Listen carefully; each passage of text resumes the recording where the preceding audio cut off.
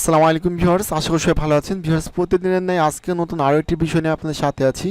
তো ভিউয়ার্স, আজকে আমি শেখাবো মাইক্রোসফট অফিস এক্সেল থেকে কিভাবে আপনারা অ্যাভারেজ মান এবং ভ্যাট বের করবেন।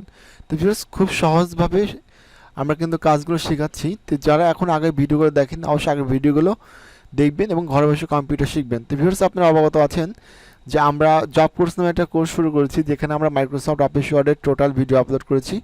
এখন আমরা মাইক্রোসফট এক্সেলের ভিডিও আপলোড করতেছি। তো ভিউয়ার্স, যদি আপনারা ঘরে বসে কম্পিউটার শিখতে চান তাহলে অবশ্যই আমাদের আগের ভিডিওগুলো দেখবেন। আর আগের ভিডিওগুলো আমাদের এই ভিডিওর ডেসক্রিপশনে জব কোর্স নামে একটা প্লে লিস্ট দেওয়া থাকবে, যেখানে ক্লিক করলে পরে আপনি খুব সহজে ভিডিওগুলো স্টেপ বাই স্টেপ দেখতে পারবেন এবং কাজগুলো শিখতে পারবেন। তো ভিউয়ার্স, অ্যাভারেজ মানে কি? অ্যাভারেজ মানে হচ্ছে গড়, আর ভ্যাট মানে কি? পার্সেন্টেজ আমাদের অনেক ক্ষেত্রে বের করা লাগতে পারে। অর্থাৎ দেখবেন যে বিভিন্ন সময় আমাদের বিভিন্ন ছাড় দেয়, যে 10% ছাড়, 20% ছাড়।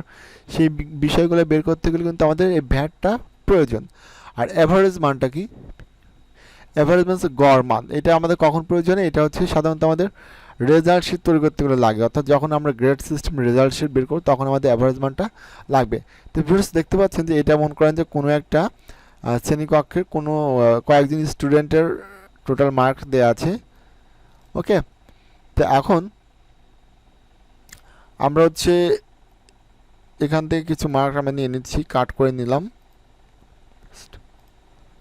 আচ্ছা, বাকিগুলো আমরা এখানে কেটে দিচ্ছি। তো ভিউয়ার্স, এখন দেখতে পাচ্ছেন যে এখানে কিন্তু কয়েকজন স্টুডেন্ট আছে এবং কয়েকটা সাবজেক্টের মার্ক দেওয়া আছে। তো এখন আমরা জানি যে যখন রেজাল্ট শিট তৈরি করা হয় তখন কিন্তু গড় মানের উপরে রেজাল্ট শিট তৈরি করে। কেন?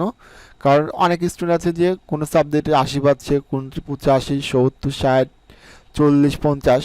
এখন কিন্তু ওরকমভাবে ধরতে গেলে কিন্তু আমাদের রেজাল্টটা তৈরি করা সম্ভব না।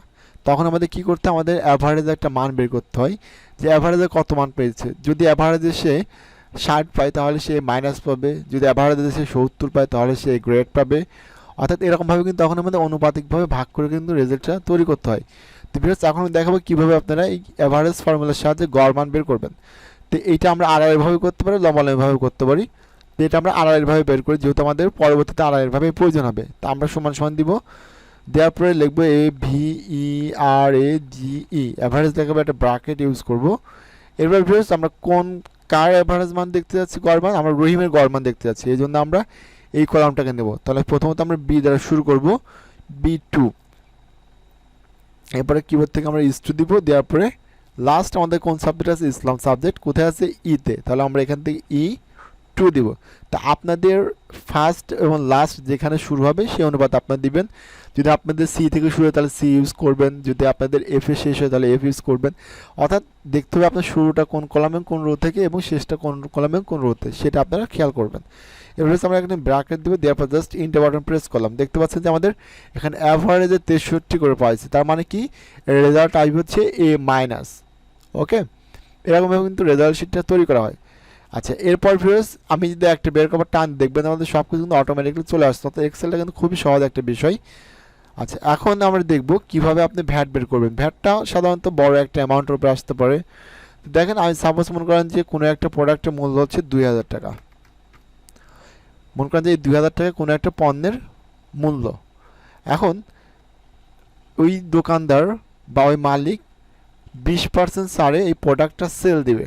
এখন 20% ছাড় দিলে পরে কত টাকা বাদ যাবে সে বিষয়টা এখন আমরা দেখব। তো ভিউয়ার্স, আমরা সমান সমান দেবো। সমান সমান দেওয়ার পরে আপনি চাইলে পরে এখানে মিন লিখতে পারেন, অথবা মিন না লিখলেও সমস্যা নেই। এখন আমরা কোন টাকা থেকে পার্সেন্টেজ বের করবো? এই 2000 টাকা থেকে। এখন 2000 টাকা কোথায় আছে? 2000 টাকা আমাদের আছে এফ কলামে। তাহলে আমরা এখানে এফ দিব। কয় নম্বর রোতে আছে? F8। আচ্ছা, আপনি F8-এ নিতে পারেন, অথবা সরাসরি এর উপর ক্লিক করলে কিন্তু এটা এখানে মার্ক হয়ে যেত। দেখেন, আমি যদি এখান থেকে এর উপর ক্লিক করি তাহলে কিন্তু টোটালি কিন্তু মার্ক হয়ে গেছে। এরপর আমরা গুণ চিহ্ন দেবো, দেওয়ার পরে কত পার্সেন্ট? 20%। আমরা 20 দিব, দেওয়ার পরে শিফট চেপে ধরে দেখবেন যে কিবোর্ডে 5-এর উপর পার্সেন্টেজ দেওয়া আছে, পার্সেন্টেজে একটা ক্লিক করে দেবেন। এরপর জাস্ট ইন্টার বাটন প্রেস করুন। তাহলে দেখতে পাচ্ছেন যে এই 2000 টাকা 20% কমিশন দিলে, অর্থাৎ ছাড় দিলে পর 400 টাকা বাদ যাবে। তাহলে এখন আমরা এই ফলাফলটা কীভাবে নিচে নিয়ে আসবো? দেখেন, আমরা এইটা থেকে এইটাকে মাইনাস করব, সমান সমান দেব। দেওয়ার পরে আমরা এই ঘরটাকে সিলেক্ট করব, সিলেক্ট করার পর মাইনাস চিহ্ন দেবো, দেওয়ার পর আমরা এই ঘরটাকে নেব। এরপর জাস্ট ইন্টার বাটন প্রেস করে দেখা যাচ্ছে যে আমাদের প্রোডাক্টের বর্তমান মূল্য হচ্ছে 1600 টাকা।